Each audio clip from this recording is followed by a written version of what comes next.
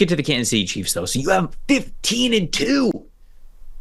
It's almost this damn near perfect season, Dalton. So obviously you are all in on the Chiefs being the back-to-back Super Bowl champs and making an even better run at the Super Bowl this year. Where do you have their season ending? Is it in fact the Super Bowl, and do you have them completing the three-peat? I have them in the Super Bowl, but I do not have them pulling off the three-peat. I think we will see them upset. We won't see a three-peat. We'll get into the full prediction of who on the other side I think can and I think will beat them, but I do have them in the Super Bowl. I have them winning the AFC. And again, this just feels so much like New England for all those years. You have Patrick Mahomes, unquestioned best quarterback in football. I don't really understand the NFL top 100 having Lamar ahead of them. That's another argument. Patrick Mahomes is the best quarterback in football. That's not a question, okay? You've got arguably the best head coach in football, especially now that Bill Belichick's retired and Andy Reid. I think you have the best defensive play caller in football in Steve Spagnuolo. Then he might be. You have all this other stuff too, man. You have the best interior three on the offensive line in the NFL. That's supported with the grades. Chris Jones, future Hall of Famer. Playmakers at all three levels of the defense. Nick Bolton, Trent McDuffie, George Karlaftis emerging off of the edge. Now we added Xavier Worthy at receiver to add that speed element that we didn't have the last 2 years, but it really didn't matter the last 2 years. We won 2 Super Bowls without it. So when you talk about Patrick Mahomes, I think it's weird in a way because everyone thought the sky was falling when Tyreek Hill left, right? And what it actually did took a little bit of an adjustment, probably 7 or 8 weeks. It made him a better quarterback. You see him now, and he's winning in the short game. He's winning in the intermediate. And we always see the improvised stuff and the fun stuff from Mahomes. And now we're getting behind the back passes in games because, of course, we are, right? But he won. It was only a matter of time. It was truly only a matter of time. Yeah, and he won by just becoming a better quarterback in the same way that Tom Brady used to be, right? And I believe it was the Super Bowl against the Eagles 2 years ago. I'm pretty sure, unless the Kelsey touchdown counted, it was right on the border. I don't think he completed a single deep ball in that game, and they found a way to win it anyway. So you're just talking about a guy who's made the adjustment, and his. For as much as he can do physically, mentally, he's a football savant too now. It's crazy what Andy Reid has done with his development, and he's so clearly the best quarterback in football. Just like Brady and Belichick, as long as you have Mahomes and Reid, you're in the Super Bowl mix. I don't care what's around you. Yeah, I mean, I completely agree with you. Mahomes is the best player in all of football, and he's playing it the highest level that you could play the quarterback position at, which is truly remarkable to say. You mentioned the lack of just overall deep passes from him was lacking from last year's Chiefs team, and I think people looked at this offseason and were wondering how much they were going to address it. They bring in Hollywood Brown, they draft Xavier Worthy. Obviously, it's a big deal for them. So I think you're going to see more verticality from their offense this year. I don't think that they're going to be that's going to be the bread and butter of their offense, but I think it's going to be more of a factor. The average depth of target, the attempted passes of 20 yards or more, that is going to be higher for this team. And I think that is probably a reason why people might agree with you, maybe not quite 15 wins, but people could agree with you that, hey, this is an even better Chiefs team than the one that we saw last year that won the Super Bowl. I think that's a big reason why. Who do you have as the offensive MVP for this team? Obviously, we both know that Mahomes is the default player here, but is there somebody other than Mahomes who you think can bring a lot of value to this team and a lot kind of rides on their shoulders? Absolutely, and a guy who's already done it for 3 years and just got himself a big-time contract extension. Let me go to the center position with Creed Humphrey, a fourth-year man out of Oklahoma. Now, look, since he came in the league in 2021, highest overall grade among centers, highest run-blocking grade among centers, and the Chiefs last year had the highest graded interior offensive line centers and their 2 guards. Look, this interior, Humphrey and Trey Smith and Joe Tooney, it's as good as it gets. But Humphrey, he's just incredible. I think the only other guy, now that Jason Kelsey's retired, you talk about, I think, Creed Humphrey and probably Frank Ragnow as the 2 guys who are like, okay, that's your argument for the best center in football. I don't think it gets said enough. Again, the drafting of Humphrey and Smith after they lost the Super Bowl to Tampa Bay when the pressure rate was off the chart. I don't think they had a single healthy starting offensive lineman in that game. They rebuilt the entire offensive line in one offseason, and a big part of that was drafting Humphrey in the 2nd round and Trey Smith, I believe, in the 5th round. But Humphrey, I think 6th, actually. Was it Crazy the 6th? I know it was late, and he became an immediate starter. Andy Reid was brave enough to put him in there immediately, and Humphrey in there immediately. And they've both been fantastic. But Humphrey, I think there's an easy argument to say he's the best center in football now, especially now that Jason Kelsey's retired. It's just the value in having a guy like that, especially, and veteran quarterbacks can check protections and do all those things too and make the calls. But the value in having a Creed Humphrey who can do that and just allow Mahomes to look at coverage and he can just trust the line to do what they do, even with the shaky tackle situation that they had last year and could have this year, those interior three make life so much easier. But it starts with Humphrey. He deserves every penny of that new contract that he just got. Yeah, look, I'm going to stick along the offensive line for my MVPs, and I am going to talk about those offensive tackles, right? Last year, you win the Super Bowl. Jawan Taylor's your right tackle. Donovan Smith is your left tackle, and obviously it won you a Super Bowl. So, I guess it couldn't have been the worst thing in the world, but I feel like upgrades were needed, or at least better play was needed. Donovan Smith no longer there. They draft Kingsley Suamataia from BYU. He's now going to step in as the left tackle there. And when you look at the offensive tackle performance for Kansas City last year, both offensive tackles, both those guys, Smith and Taylor, below a 60.0 overall grade as blockers last season. So it has to be better. Suamataia, even as just a rookie, 71.2 overall grade on 30 snaps this preseason. It looks like he is ready to at least take on that challenge for one of those starting offensive tackle spots. I think that if we get to the end of the year and if I think the Chiefs are hoisting the Super Bowl again as 3-time champions, you're gonna get some questions afterwards, like, hey, to Andy Reid or anybody in the coaching staff, who are some of the guys who made this all possible. And obviously, if they get to that point, Mahomes and Kelsey and Pacheco and some of the wide receivers, they're going to get a lot of the names in the media anyways. But I think you're going to hear a lot of these coaches, if they get to that point and they're able to achieve their goal, they're going to talk about these offensive tackles. They're going to have to. They're going to talk about the job that Jawan Taylor did this upcoming year. They're going to talk about how Kingsley Suamataia was able to play so well at offensive tackle as a rookie. So to me, they both of those guys just bring so much value to a team that we already know is good at so many other spots. This is one of the places that could potentially let them down when it comes to capturing that third Lombardi trophy in a row. And so I'm looking at the offensive tackles as a valuable piece this year. What about defensive MVP for this team? There's several good candidates here. This is a really good defense. I think sometimes people still underrate this defense. And the guy that you have coming up is one of my favorite players in football, but I have to go with the future, probably first ballot Hall of Famer at defensive tackle. Big 95, Chris Jones, man. We saw when he held out the first game the impact that it had on their defense, and he's just one of the all-timers, and he's one of the PFF all-timers, man. Second best pass rush grade for his career ever in PFF history by a defensive tackle, of course only behind Aaron Donald. And then you look at the grading and what he does, not just in the regular season, but what he does at the highest level against the best teams in the postseason. A 90.5 overall grade in his career in the postseason, Trevor, and in his 4 Super Bowls, an 84.6 overall grade across those 4. The only game that he didn't play as well as the other 3 was a game against Philadelphia 2 years ago, and that was the best offensive line in football. You're talking about Chris Jones against Jason Kelsey, and we're going to look back on matchups like that and go, wow, we really got to see that. But Chris Jones' impact, I mean, enough has been said about it. Enough gets said about it every single week. But one of the best pass rushers in the league still. Solid against the run still, even as he's getting older. Just one of the best defensive tackles, honestly. I think it has to be said more often. One of the best defensive tackles we've ever seen of this generation, of any generation. Honestly, when you look at what he's done for this team, 3 rings, could be looking at a 4th one, went to a 4th one, obviously, that they lost to Tampa Bay.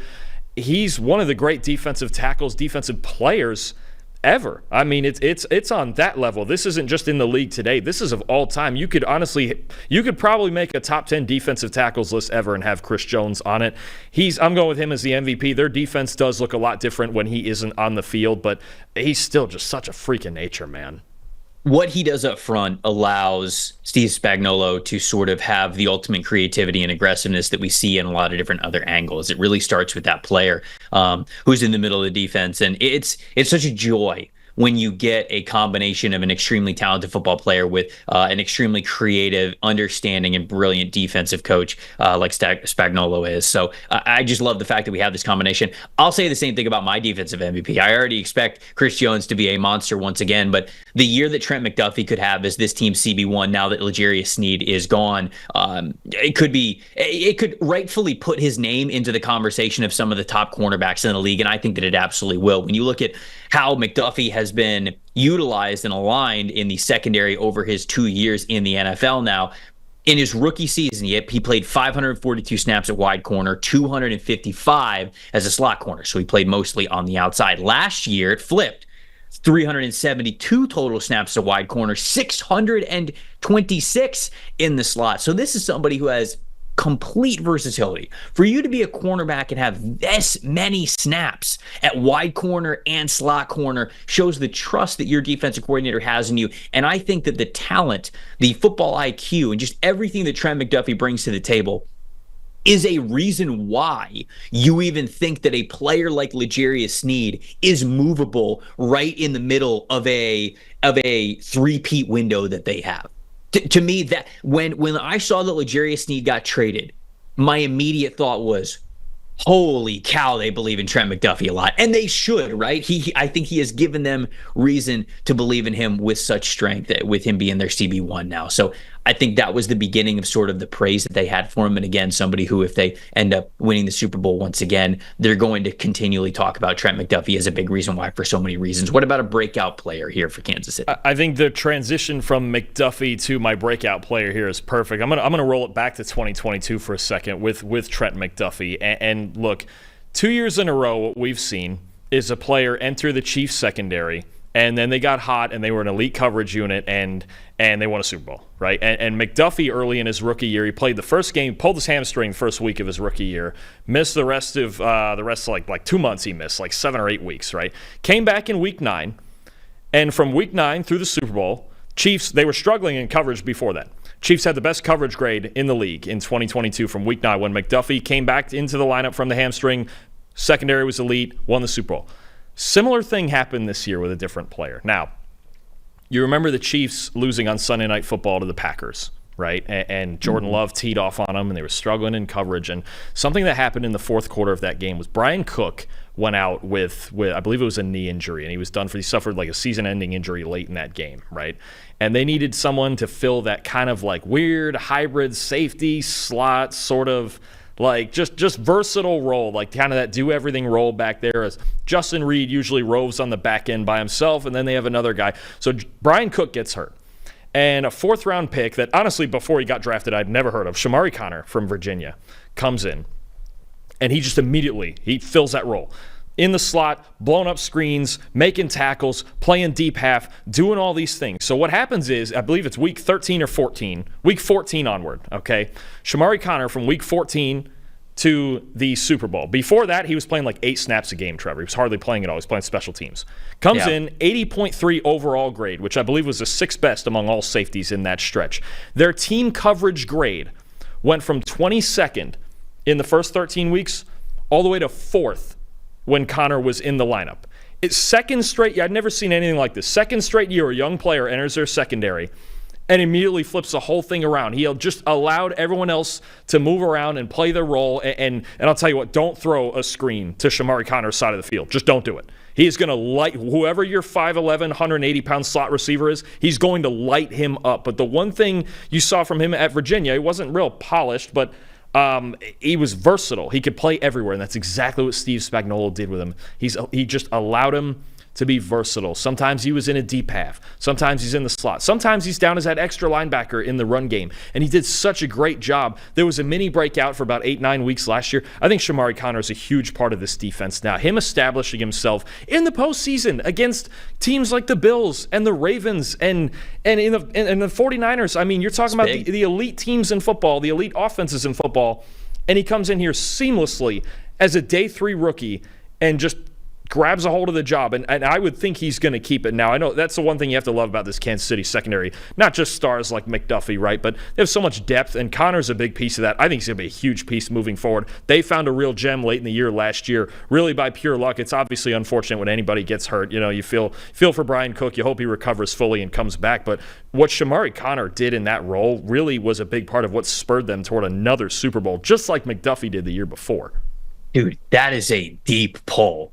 That is awesome. That was fantastic. I didn't know any of that. That was great. That was the fact that you were able to pull all those numbers on Connor. Like, that's the stuff that I love about what we have here at PFF, being able to recognize that kind of stuff and hopefully give credit where it is due, which you absolutely did there with Connor. I love that. My breakout player, I'm gonna stay in the secondary. I'm gonna go with Joshua Williams, right? Because with the departure of L'Jarius Sneed, I think that Trent McDuffie is now elevated to that CB1 spot, but people gotta then be elevated behind him, right? You gotta step up in a lot of different areas. I like Joshua Williams, man. I liked him in the draft. I was very intrigued by his size, his length, the speed combination that he had as well. And he's been a little bit up and down, but I think he is ready to take a more full-time cornerback role. 75.2 coverage grade last season, earned a 78.9 coverage grade this preseason on 34 snaps. I just like that L'Jarius Sneed could really be, and I say this as the biggest compliment in the world, very annoying as a cornerback, right? He was just very annoying for wide receivers to get around. I feel like I see some of that similar play when I watch Joshua Williams. So we'll see how much he gets into that full rotation there in the secondary, but we know they like to keep those guys rotated as well, and you got to keep defensive backs pretty deep. And I think that Kansas City's got some good ones. I'm going to shout out Joshua Williams. If he gets the snaps this year, I think that he's going to make the most of them. What about the rookie? Who do you guys are rookie for this team that you really love? I have to go with the first round pick they traded up for in Xavier Worthy. I think the dimension that his speed. Now, again, I don't know that he'll lead the team in catches, and now they just re-signed Juju Smith-Schuster because New England cut him, and they brought him back from the 22 Super Bowl run. So I guess Smith-Schuster wanted to get in on the three-peat, right? But Worthy, the speed, the 4.2 speed is just what this offense needed, right? They really, really struggled to just find vertical plays, find deep passing plays, right, in this offense last year. And you know, I wasn't always convinced. Obviously, Worthy is small. He's got to work on getting off of press coverage. But I think the one thing that I saw in the one preseason game that he did play, actually the second preseason game, I should say, he played where he scored the touchdown, had a couple of big plays, is Andy Reid's going to have him in motion a lot, and when you have guys in motion, it's very hard to press them and get off, because especially if they're in a dead sprint or what have you. But I think he's going to have Worthy moving all around formations, and we can see, even if it's for and jet sweeps too is going to be a big thing with him. I mean, he's going to get used in several different ways. I think kind of the idea that they wanted to have with Kadarius Toney, who they now cut, I think they're going to try that now with Worthy. But that's a big thing I'm looking for, is Worthy being in motion and making explosive plays, coming in and out of motion. You might not see him get the highest volume. Andy Reid doesn't have a history of trusting rookie receivers a lot, but even whether it be as a decoy to just keep everybody in too high constantly, because we know this offense still wants to run the ball with Pacheco too, right? Worthy is going to have 4 or 5 plays a game where he really makes an impact. And honestly, with his speed, almost like a Brandon Cooks type of player, it could be 4 or 5 plays that get you 130 yards. He could just take off on you. I think that's a big thing I'm looking for. Xavier Worthy and ways to keep him out of press coverage in motion. I think you're going to see it a lot. I think in the past, Tyreek Hill was that guy. He's still that guy from Miami. He's just constantly in motion. You don't know where he is. He's in the slot. He's outside. He's moving. He's coming on the jet. I think Worthy's going to have a similar, maybe not a similar impact to Tyreek Hill, because it even took Tyreek Hill time, right? He was a late round pick, and it took him time to work into the rotation. But I do think the speed, Andy Reid's going to find every way to use that 4.2 speed. So I'm gonna switch sides. I'm gonna go to defense side of the football for my rookie. I want to talk about Jaden Hicks, and the reason why is because we've praised Steve Spagnuolo for the creativity that he has in his defense. I think one way that he is creative as defense coordinator is he's not afraid to get multiple safeties in the mix. And when I say that, I don't just mean 2 safeties, I mean 3 safeties as well. Chiefs were 6th in the NFL in 3 safety sets last year. I think it's something that they're very comfortable going to, especially when they have a number of players that they're comfortable doing so with. Hicks is somebody that I liked out of Washington State last year, who was I believe my safety 2 behind Tyler Nubin last year. And the reason why isn't because he's, a freak athlete or this crazy strong enforcer over the middle. It's because of his football IQ, his communication, how he recognized things both pre and post snap. And you got to be a smart football player to get on the field early in Steve Spagnuolo's defense. And I think that Jaden Hicks absolutely is. So I feel as though who he is as a player and his high football IQ will allow them to continue to be multiple in ways that they have shown they want to be multiple before. And it is getting to those three safety sets and making sure that offenses don't exactly know who's dropping back, who's coming towards the box, who maybe might be coming off the edge. All of that. Anytime you can be more versatile, defensive coordinators are going to lean into that. And I think Jaden Hicks gives them that ability and will be able to do so even as a rookie this year.